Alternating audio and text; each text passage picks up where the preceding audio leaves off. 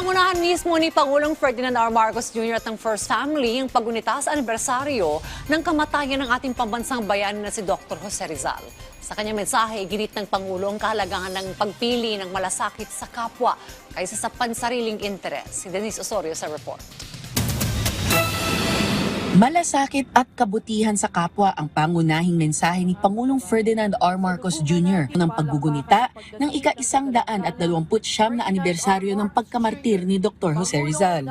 Ayon kay Pangulong Marcos, kailangan nating pairalin ito lalo na sa mga nangangailangan ng tulong, may karamdaman at dumaranas ng hirap upang maging liwanag at pag-asa sa kapwa Pilipino, hindi lamang ngayon kundi sa mga susunod pang taon. Pinangunahan ng Pangulo ang paggunita ng Rizal Day sa Bantayog ni Rizal sa Rizal Park sa Maynila.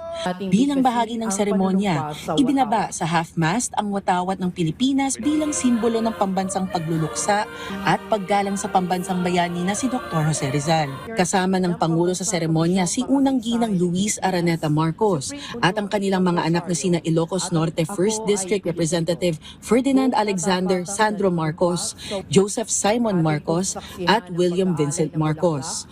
Nag-alay din ang First Family ng mga bulaklak sa bantayog ni Dr. Jose Rizal, kung saan nagbibigay-pugay ang mga opisyal ng pamahalaan, kinatawan ng sandatahang lakas ng Pilipinas at iba't ibang sektor ng lipunan. Binigyang diin din ng Pangulo sa kanyang mensahe na sa pamamagitan ng mga akda at sakripisyo ni Rizal, nabuo ang kamalayan ng mga Pilipino bilang isang bayan na may dignidad, may kakayahang magpasya para sa sarili at handang tumindig bilang kapantay ng ibang mga bansa. Aniya, sa panahong patuloy na hinihingi ng mamamayan ang integridad at pananagutan, nananatiling gabay ang buhay ni Rizal bilang role model ng pagmamahal sa bayan, paggalang sa katotohanan, pagsusumikap para sa makatarungang reforma, at tapang na ipaglaban ang tama.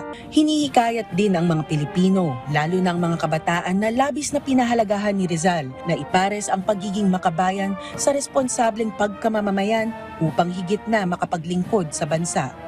Denise Osorio, para sa Pambansang TV, sa Bagong Pilipinas.